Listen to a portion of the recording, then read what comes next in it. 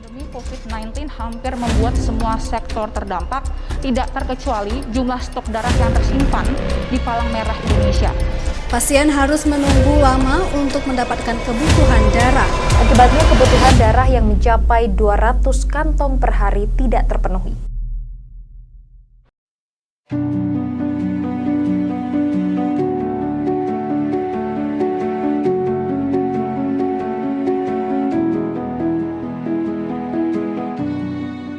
Kebutuhan akan darah di Indonesia semakin meningkat.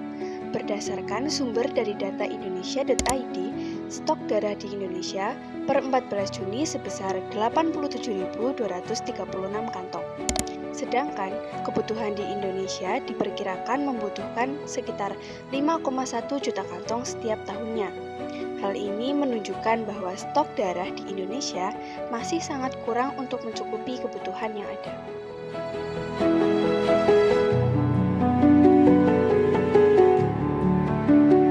Berdasarkan polling yang kami lakukan di media sosial atau Instagram pada remaja yang sudah memenuhi persyaratan, terdapat 115 responden, 75% atau sekitar 86 orang diantaranya menjawab belum pernah mendonorkan darah, dan sisanya pun sudah pernah mendonorkan darah.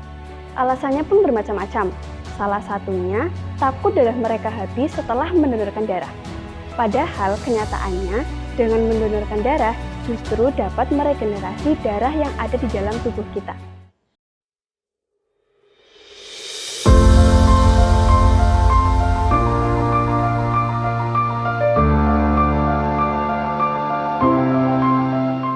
Lalu, donor darah sendiri itu apa sih? Donor darah adalah menyumbangkan darah untuk tujuan transfusi darah. Sedangkan transfusi darah adalah proses pemindahan darah dari seseorang yang sehat dan memenuhi persyaratan ke seseorang yang membutuhkan.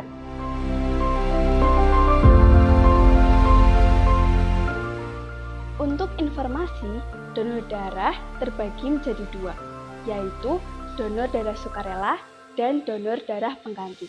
Donor darah sukarela adalah seseorang yang menyumbangkan darahnya secara sukarela tanpa mengetahui kepada siapa darah itu diberikan. Sedangkan donor darah pengganti adalah seseorang yang diminta untuk menyumbangkan darahnya dan dia tahu kepada siapa darah itu diberikan.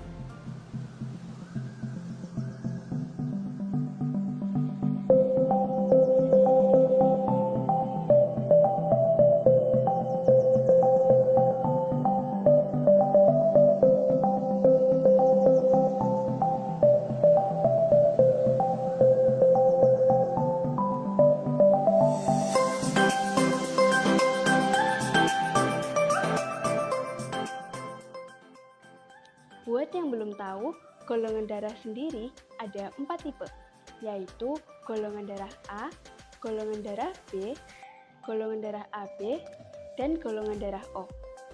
Penggolongan juga didasarkan pada resus positif dan resus negatif. Di Indonesia, mayoritas penduduknya mengandung resus positif.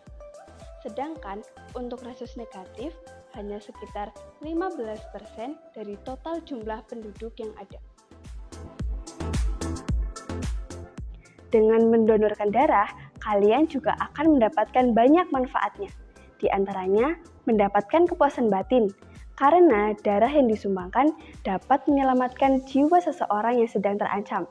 Kesehatan juga menjadi lebih terpantau, tubuh juga menjadi lebih sehat, dapat bergabung di organisasi Palang Merah Indonesia yang tentunya kegiatannya asik, seru, dan ada banyak pengalaman di dalamnya. Dapat meningkatkan nilai-nilai kesetiakawanan dan kemanusiaan.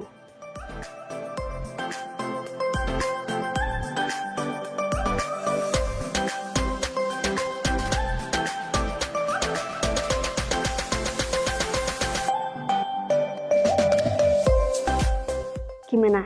Tentunya sudah tertarik untuk mendonorkan darah ya?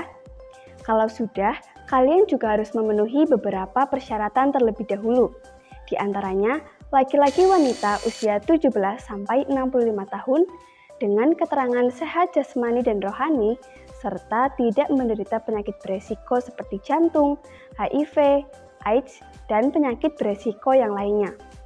Kadar hemoglobin yang harus terpenuhi sekitar 12,5 gram per desiliter dengan tekanan darah sistolik 100-180 mm air raksa dan diastolik 50-100 mm air raksa.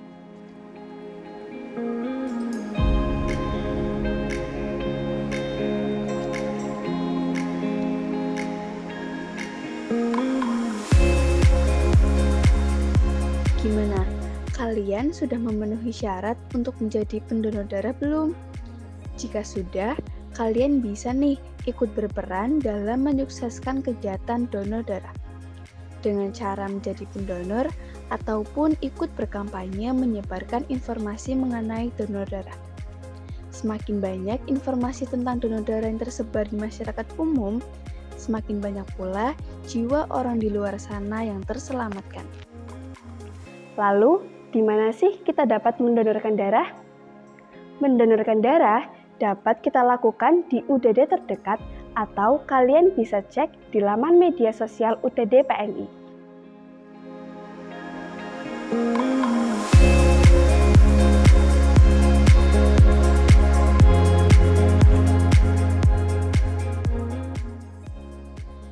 Untuk kalian yang mau mendonorkan darah, ada beberapa tahapan yang harus dilalui. Yang pertama, datang ke tempat donor atau UTD dengan membawa kartu identitas. Setelah itu, akan ada beberapa pengecekan kesehatan seperti berat badan, tensi, dan pengecekan kadar hemoglobin yang akan dilakukan oleh dokter. Proses transfusi darah akan dilakukan oleh asisten transfusi darah selama kurang lebih 15 menit. Yang terakhir, kalian akan mendapatkan kartu sebagai tanda bukti bahwa telah mendonorkan darahnya. Jangan lupa untuk mengambil menu donor yang sudah tersedia ya.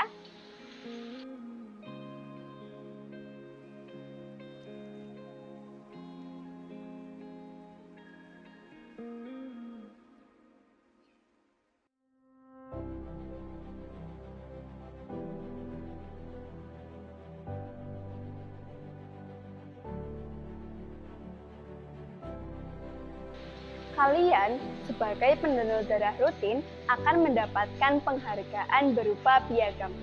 Pemberian piagam akan didasarkan pada berapa banyak kalian mendonorkan darah. Seperti halnya, jika sudah mendonorkan darah sebanyak 10 kali, maka akan mendapatkan penghargaan dari unit donor darah. Jika 25 kali, akan mendapatkan penghargaan dari Palang Merah Indonesia. Lalu, jika sudah 50 kali, akan mendapatkan penghargaan dari gubernur. Kemudian, jika sudah melakukan donor yang ke-100 kali, maka akan mendapatkan penghargaan yang diberikan langsung dari Presiden Republik Indonesia.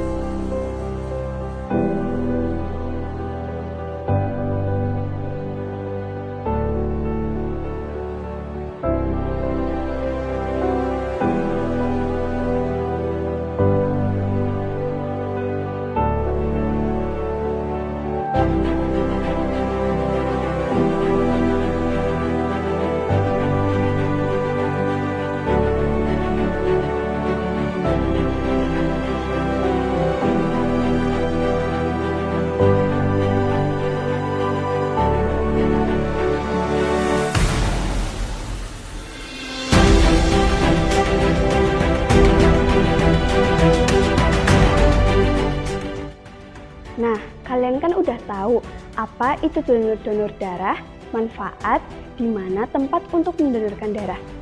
Kita sebagai generasi milenial harus lebih aware terhadap masalah akan darah di lingkungan masyarakat. Bagi kalian yang mampu dan memenuhi persyaratan untuk mendonorkan darah, ayo donor darah. Karena satu tetes darahmu dapat menyelamatkan jiwa seseorang yang sedang terancam.